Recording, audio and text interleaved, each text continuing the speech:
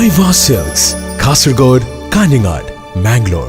മറ്റു 13 ജില്ലകളിലില്ലാത്ത ഒരവസ്ഥയാണ്, ഒരു സ്ഥിതിവിശേഷമാണ് കാസർഗോഡിൽ സംഭവിച്ചുകൊണ്ടിരിക്കുന്നത്.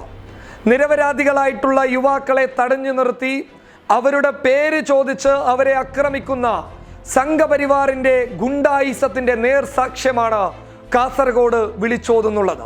കഴിഞ്ഞ ദിവസം കാഞ്ഞങ്ങാടിൽ നിന്നും മംഗലാപുരം എയർപോർട്ടിലേക്ക് പോവുകയായിരുന്ന 2 യുവാക്കളെ പെട്രോൾ പമ്പിന്റെ പരിസരത്ത് വെച്ച്, കറന്തക്കാട് പരിസരത്ത് വെച്ച് ആ പ്രദേശത്ത് നിരപരാധികളായിട്ടുള്ള യുവാക്കളെ തടഞ്ഞു നിർത്തുകയും അവരുടെ പേര് ചോദിച്ച് അവരുടെ മതത്തെ അവഹേളിക്കുന്ന രീതിയിൽ മുസ്ലിമായതിൻ്റെ പേരിൽ അതിക്രൂരമായിട്ടുള്ള മർദ്ദനത്തിന് ഇരയാക്കുകയും അവരെ ഭീഷണിപ്പെടുത്തുകയും ചെയ്തതിന് പിന്നാലെ കാസർഗോഡ് പോലീസ് അത്തരക്കാർക്കെതിരെ കൃത്യമായിട്ടുള്ള നടപടിയെടുത്തതിൻ്റെ പേരിൽ ഒരാളെ പോലീസ് അറസ്റ്റ് ചെയ്യുകയും ചെയ്തിട്ടുണ്ട്. അറസ്റ്റ് ചെയ്തത് വർഗീയ കൊലപാതക കേസിലെ പ്രതിയായിട്ടുള്ള ഒരു യുവാവിനെയാണ്. അത് മാത്രമല്ല, അതിനുശേഷവും നിരവധി സംഭവങ്ങൾ കാസർഗോഡ് ജില്ലയിൽ നടന്നു. ഈ കഴിഞ്ഞ ദിവസം ചൊവ്വാഴ്ച രാത്രി പള്ളിയിലേക്ക് അതിക്രമിച്ച് കയറി പള്ളിയിൽ നോമ്പ് തുറ സമയത്ത് രൂക്ഷമായിട്ടുള്ള സംഘർഷാവസ്ഥ സൃഷ്ടിച്ചെടുക്കുകയും അതിനുശേഷം ബെഞ്ചും ഡെസ്കും വലിച്ചെറിഞ്ഞ് വലിയ സംഘർഷാവസ്ഥയാണ് കാസർഗോഡ് പരുവനടക്കം മേഖലയിൽ സംഘപരിവാർ സൃഷ്ടിച്ചെടുത്തിട്ടുള്ളത്. അതിൻ്റെ പേരിലും മേൽപ്പറമ്പ് പോലീസ് 4 പേർക്കെതിരെ കേസെടുത്ത് അന്വേഷണം ആരംഭിച്ചിരിക്കുകയാണ്. അത് മാത്രമല്ല, അതിനപ്പുറത്തെ സംഭവ വികാസങ്ങളാണ് നിലവിൽ കാസർഗോഡ് നടന്നുകൊണ്ടിരിക്കുന്നത്. കാസർഗോഡ് മധുർ പഞ്ചായത്തിലെ ചില പ്രദേശങ്ങളിൽ മുസ്ലിങ്ങൾക്കെതിരെ കൃത്യമായിട്ടുള്ള ആസൂത്രണപരമായിട്ടുള്ള ചില സംഘപരിവാർ പ്രവർത്തകർ ആക്രമണം അഴിച്ചുവിടുന്നു എന്നുള്ള വിവരങ്ങളാണ് ഇപ്പോൾ ലഭിച്ചുകൊണ്ടിരിക്കുന്നത്. രാത്രികാലങ്ങളിൽ വരുന്ന വാഹനങ്ങൾക്ക് നേരെ കല്ലെറിയുന്നു.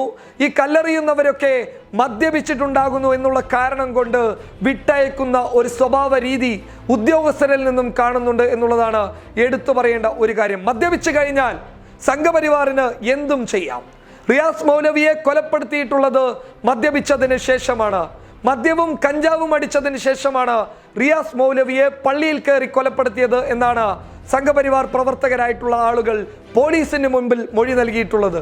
അങ്ങനെ മദ്യപിച്ചു കഴിഞ്ഞാൽ എന്തും ചെയ്യാമെന്നുള്ള ഒരു സ്വഭാവ രീതികളിലോട്ടാണ് കാസർഗോഡ് സംഘപരിവാർ കടന്നു പോകുന്നുള്ളത്. കൃത്യമായിട്ടുള്ള നടപടി ഉദ്യോഗസ്ഥരുടെ ഭാഗത്ത് നിന്ന്, സർക്കാരിൻ്റെ ഭാഗത്ത് നിന്ന് ഉണ്ടായില്ലെങ്കിൽ വലിയ ഒരു ഗുരുതരാവസ്ഥയിലേക്ക് കാസർഗോഡ് കടന്നു പോകും എന്നുള്ള കാര്യത്തിൽ യാതൊരു സംശയം വേണ്ട.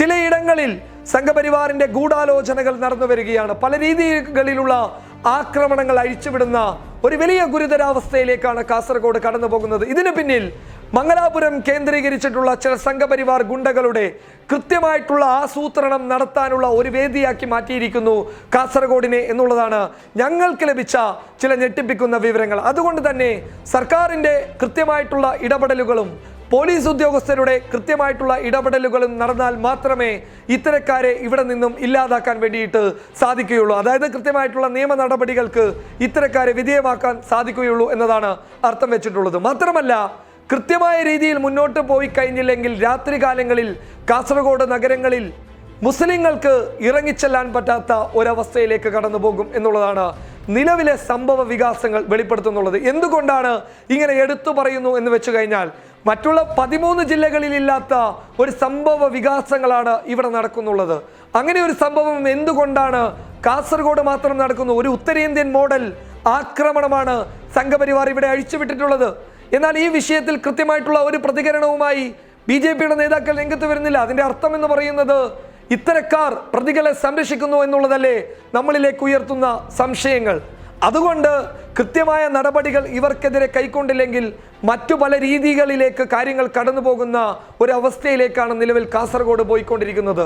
13 ജില്ലകളിലില്ലാത്ത സംഭവ വികാസങ്ങൾ കാസർഗോഡ് മാത്രമായി നടക്കണമെന്നുണ്ടെങ്കിൽ ചില രാഷ്ട്രീയ വോട്ട് ബാങ്കുകളെ ലക്ഷ്യം വെച്ചുകൊണ്ടുള്ള ചില നാടകങ്ങളാണ് കാസർഗോഡ് നടക്കുന്നത് എന്ന് വേണമെങ്കിൽ നമുക്ക് പറയാൻ സാധിക്കുന്നതാണ്. News desk public Kerala.